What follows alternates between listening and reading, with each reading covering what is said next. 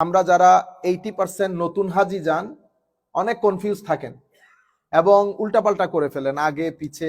আমি সংক্ষিপ্ত আকারে কর্মসূচি বলার আগে দুই একটা হাদিস হজের ফজিলতের উপর বলবো, দুই একটা হাদিস মদিনা শরীফের ফজিলতের উপর বলবো। এর পরবর্তীতে আমরা হজের 5 দিনের কর্মসূচিকে সংক্ষিপ্ত আকারে আপনাদের সম্মুখে তুলে ধরবো ইনশাআল্লাহ। সবার জন্য একটা ট্রেনিং সেশন হয়ে গেল। হুজুরে করিম সাল্লাল্লাহু আলাইহি ওয়াসাল্লাম ইরশাদ করছেন, قال رسول الله صلى الله عليه وسلم من حج هذا البيت فلم يرفث ولم يفسق رجع كما ولدته امه متفق عليه। বুখারী মুসলিম শরীফের রিওয়ায়াত। হাদিসের অনুবাদে যাওয়ার আগে আমরা যারা হজে যাব, ইভেন আগামী বছরও যারা হজে যাব, সবচেয়ে গুরুত্বপূর্ণ হচ্ছে হজের জন্য আগে নিজেকে তৈরি করা। এটা আমি চলে গেলাম বাস তওয়াফ করে ফেললাম, ঘটনা সেরকম না। নিজেকে হজের জন্য তৈরি করা অসম্ভব গুরুত্বপূর্ণ। আপনি যে আল্লাহর মেহমান সেটা আমাকে বুঝতে হবে না, আমি সেটা ফিল করতে হবে, সেটা আমার চরিত্রের মধ্যে প্রকাশ পেতে হবে, আমার কথাবার্তায় প্রকাশ পেতে হবে আমি যে আল্লাহর মেহমান। এখন আমার ভিতরে জাল যেটা আগে ছিল সেটা এখনো আছে, আমার জবান আগে যেরকম ছিল এখনো সেরকম আছে। তাইলে আপনি আল্লাহ যে আপনাকে মেহমানদারি করছেন এটাকে আপনি গুরুত্বের সাথে নিতেও পারবেন না, দিতেও পারবেন না, আপনি নিজেও সম্মানিত হবেন না।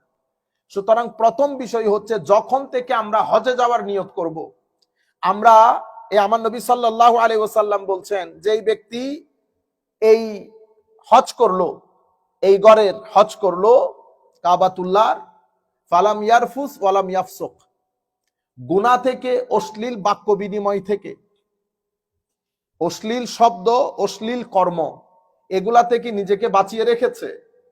সেই হজ্জের পরে তার মা তাকে জন্ম দিয়েছেন যেভাবে নিষ্পাপ, ঠিক সেভাবে নিষ্পাপ হয়ে হাজিরা হজ থেকে ফেরত আসেন।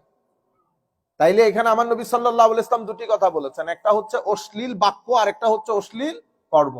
এই দুইটা থেকে আমরা সর্বতোকরণে চেষ্টা করব নিজেদেরকে দূরে রাখার জন্য, কারণ আমি আল্লাহর মেহমান, আমি আল্লাহর মেহমান। আল্লাহর মেহমান হওয়ার জন্য কিছু রিকোয়ারমেন্ট আছে, আল্লাহর মেহমান হওয়ার জন্য কিছু কোয়ালিটি দরকার হয়। সেই কোয়ালিটি গুলা নিজের, যারাই বিভিন্ন পৃথিবীর বিভিন্ন প্রান্ত থেকে আমাদেরকে দেখছেন, আপনারা যারা হজের সফরে আছেন অথবা হজের সফরে কিছুদিনের মধ্যে বের হবেন, আমরা সকলের প্রতি বলবো আপনারা আপনাদের সফরটা আপনারা তওবার মাধ্যমে শুরু করেন। আগে আপনারা তওবা করেন এবং আল্লাহর দরবারে করজোরে আপনাদের কৃত সমস্ত গুনার জন্য মাফ চান।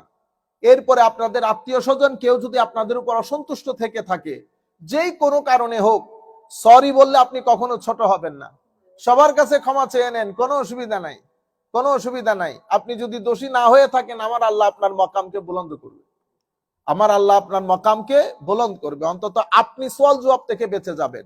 সুতরাং তওবার মাধ্যমে, জাহেরান বাতেনান, প্রকাশ্যে অপ্রকাশ্যে, তওবার মাধ্যমে আগে নিজেকে হজের উপযোগী করে তুলেন। আমার আল্লাহ ডেকে আপনাকে তার ঘরে নিয়ে যাচ্ছে মেহমানদারি করার জন্য। সুতরাং আল্লাহর ঘরের মেহমান হওয়ার জন্য সবচেয়ে গুরুত্বপূর্ণ হচ্ছে তাহারাত, পবিত্রতা। ইভেন আমরা মসজিদে নামাজের জন্য আসলে ওযু করতে হয়, অনেক সময় গোসল করতে হয়, কারণ পবিত্রতা আল্লাহর ঘরে আসার অন্যতম প্রধান রিকোয়ারমেন্ট। সেটা এবার আপনি যখন হজে যাচ্ছেন তো জাহেরান বাতেনান কি পরিমাণ পবিত্রতা আপনার হওয়া উচিত আপনি চিন্তা করে দেখবেন। সুতরাং হাজী সাহেবানদের প্রতি বিশেষ অনুরোধ, আমরা কঠিন না করি কথাগুলো, তাহারাতের প্রতি গুরুত্ব দেবেন। তাহারাত শুধু অজু দিয়ে হয় না, অজু দিয়ে পানির তাহারাত যেটা আপনার সগীরা গুনাহ ঝরে যায়, আর আরেকটা আপনার কলব বাতেনের তাহারাত দরকার, যেখানে আমরা হিংসা, বিদ্বেষ, অশ্লীলতা, ঘৃণা সবকিছু পুষি, সেটারও তওবা দরকার।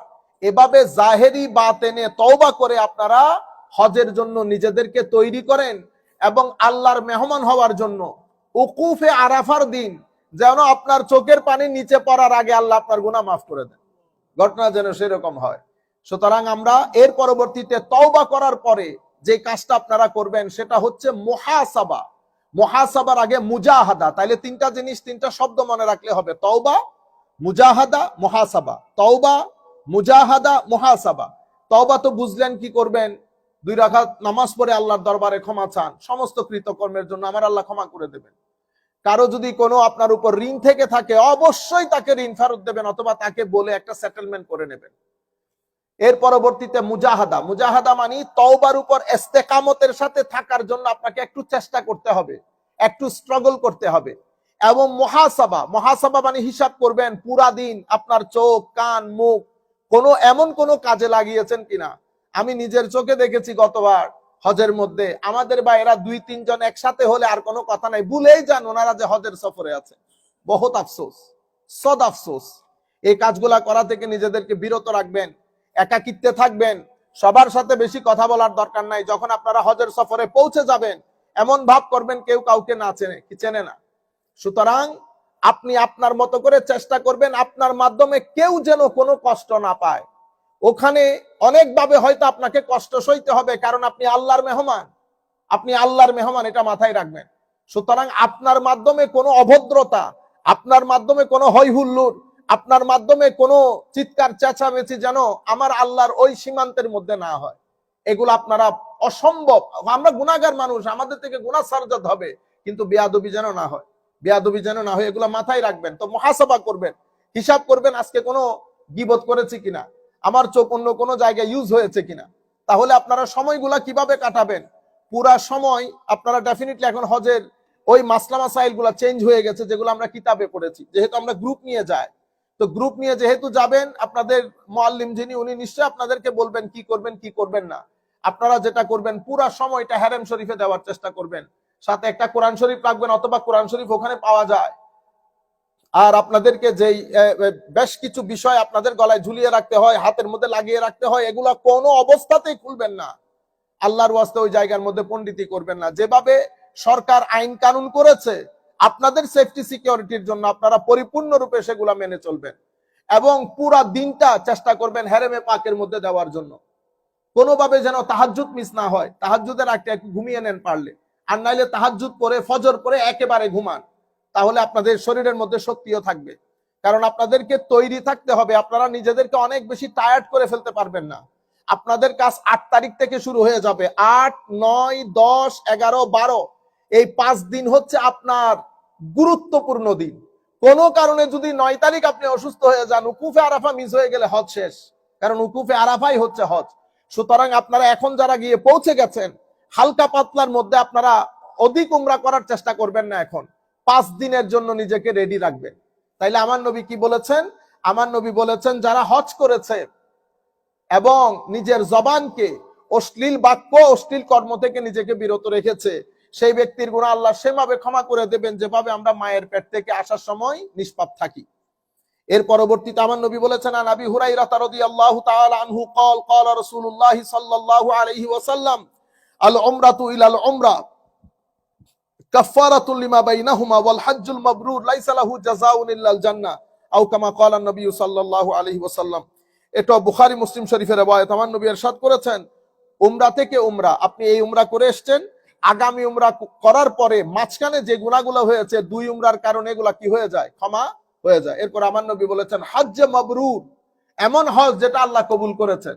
এই হজের জন্য আল্লাহর পক্ষ থেকে প্রতিদান হচ্ছে জান্নাত, আল্লাহর পক্ষ থেকে প্রতিদান জান্নাত। এর পরবর্তীতে আমরা শুধু হায় হায় عن أبي هريرة رضي الله عنه قال قال رسول الله صلى الله عليه وسلم الحجاج والعمار وفد الله إن دعوه أجابهم وإن استغفروه غفر لهم وفي رواية الغازي في سبيل الله والحاج والمعتمر رواه ابن ماجه والطبراني والبيهقي। ইমাম ইবনু মাজাহ, ইমাম তাবরানী, ইমাম বাইহাকি স্ব কিতাবের মধ্যে হাদিস উল্লেখ করেছেন। হাদিস হচ্ছে আমার নবী ইরশাদ করেছেন হাজী সাহেবান এবং যারা উমরা করতে যান তারা ওয়াফদুল্লাহ, আল্লাহর মেহমান। আল্লাহর, দেখেন আমি মুখে বলে ফেলতেছি, হয়তো ফিল হচ্ছে না, আপনি এটা যদি একটু চোখ বন্ধ করে বলেন যে চিন্তা করেন আমি আমার আল্লাহর মেহমান, আমি আল্লাহর মেহমান। তো আমরা ঘরে মেহমান আসলে কি করি? সর্বোচ্চ চেষ্টা করি মেহমানকে খুশি করার জন্য। আমার আল্লাহ নাজ, নিয়ামত, বরকত, রহমত সমস্ত দরজা হাজী সাহেবানদের জন্য উন্মুক্ত করে দেন, জানে কেউ নাখোশ হয়ে না যায়। সেই কারণে আপনাদের প্রতি অনুরোধ, পুরা হজ্জের মধ্যে কোনো কারণে কারো উপর রাগারাগি করবেন না, সব বরদাস্ত করে নেবেন। মনে করবেন যে আল্লাহর মেহমান হওয়ার জন্য এটা আপনার জন্য সাময়িক পরীক্ষা, আপনার জন্য সাময়িক পরীক্ষা। হাজি এবং যারা উমরা করতে যান ওয়াফদুল্লাহ, আল্লাহর মেহমান। ইন দাআউহু আজাবাহুম, সুবহানাল্লাহ। তারা যদি আল্লাহর দরবারে কোনো কিছু চায়, আল্লাহ অবশ্যই তার প্রতি উত্তর দান করেন, মানে কবুল করেন। এবং তারা যদি গুনাহ ক্ষমা চায়, আল্লাহ তাদের গুনাহ ক্ষমা করে দেন, হাজী সাহেবানদের জন্য। এরপরে আমার নবী সাল্লাল্লাহু আলাইহি ওয়াসাল্লাম ইরশাদ করছে, আন আবি হুরায়রা ক্বালা খাতাবানা রাসূলুল্লাহ সাল্লাল্লাহু আলাইহি ওয়াসাল্লাম ফাকালা আইয়ুহান নাস ক্বাদ ফুরিদা আলাইকুমুল হজ ফাহুজ্জু। রাসূল করিম সাল্লাল্লাহু আলাইহি ওয়াসাল্লাম খুতবা দিয়েছেন। আবু হুরায়রা রাদিয়াল্লাহু তাআলা বলছেন, আমাদেরকে খুতবা দিয়েছেন, বলেছেন, হে মানুষ, তোমাদের উপর আল্লাহ হজ ফরজ করেছে, তোমরা হজ করো। ফাকালা রাজুলুন, এক ব্যক্তি উঠে বলতেছে, মানে এখানে রেখেছে এক ব্যক্তি, অন্য রিওয়ায়াতের মধ্যে আসছে উনি কে, হযরত আকরা বিন হাবিস রাদিয়াল্লাহু তাআলা আনহু উঠে বলতেছেন, আকুল্লা আমিন ইয়া রাসূলুল্লাহ, হুজুর প্রত্যেক বছর কি হজ করা ফরজ? আমরা কি প্রত্যেক বছর করব? আমার নবী ফাসাকাতা হাত্তা ক্বালাহা সালাসান, আমার নবী চুপ হয়ে গেছেন। উনি তিনবার এই কথা বলতেছেন রিপিটেডলি, হুজুর প্রত্যেক বছর কি হজ করা ফরজ? হুজুর প্রত্যেক বছর কি হজ করা ফরজ? আমার নবী বলতেছেন, লাউ কুলতু নাআম, যদি আমি হ্যাঁ বলে দেই, লা ওয়াজাবাত, তাইলে প্রত্যেক বছর হজ করা ওয়াজিব হয়ে যাবে, প্রত্যেক বছর হজ করা ওয়াজিব হয়ে যাবে। ওয়ালাম মাস্তাতাতুম, কিন্তু প্রত্যেক বছর হজ তোমরা করতে পারবা না। সুম্মা ক্বাল জারুনি মা তারাকতুকুম, বেটা এত প্রশ্ন করার দরকার নাই, বলে দিয়েছি তোমাদের উপর হজ ফরজ, হজ করো। হ্যাঁ, জারুনি মা তারাকতুম, আমি যেভাবে কথাগুলা সেটেল করে দিয়েছি ওভাবে রাখো, বেশি প্রশ্ন করলে জিনিস কি হয়ে যায়, কঠিন হয়ে যায়। ফাইন্নামা হালাকা মান কানা ক্বাবলাকুম বিকাসরাতি সুআলিহিম, তোমাদের পূর্বে অনেক জাতি ধ্বংস হয়েছে আম্বিয়ায়ে কেরামকে বেশি প্রশ্ন করার কারণে। আমাদের এখন আছে না, এটা কিতাবে আসেনি, ওইটা কিতাবে আসেনি, ওইটা অমুক, ওইটা সমুক, ওইটা সমুক। ডাক্তারে যখন প্যারাসিটামল দিছে, জিজ্ঞেস করছেন, ডাক্তার সাহেব এটা কোন কিতাবে লেখা আছে প্যারাসিটামলের কথা? বলছেন কোনোদিন? কোন জায়গার মধ্যে কোন ইঞ্জিনিয়ারকে আপনি কখনো চার্জ করেছেন? কোন সফটওয়্যার ইঞ্জিনিয়ারকে চার্জ করেছেন কোন কিতাবের মধ্যে পেয়েছে? গরিব আমাদের কাছে এসে শুধু কিতাব খোঁজে, শুধু কিতাব খোঁজে। আমার নবী বলতেছেন, তোমাদের পূর্বে অনেক জাতি আম্বিয়ায়ে কেরামকে অতিমাত্রায় প্রশ্ন করার কারণে কি হয়ে গেছে, ধ্বংস হয়ে গেছে। ওয়াখতিলাফিহিম আলা আম্বিয়াইহিম, আম্বিয়ায়ে কেরামকে নিয়ে ইখতিলাফ করার কারণে। ফাইজা আমারতুকুম বিশাইইন ফাতু মিনহু মাসতাতাতুম, যখন তোমাদেরকে কোনো কিছু করতে বলি, তোমরা তোমাদের সামর্থ্য অনুযায়ী চেষ্টা করবা। ওয়াইজা নাহাইতুকুম আন শাইইন ফাদআউহু, যদি কোনো কিছু থেকে নিষেধ করি সেটা থেকে বেঁচে থাকবা। তাহলে আমার নবী কি বলেছেন?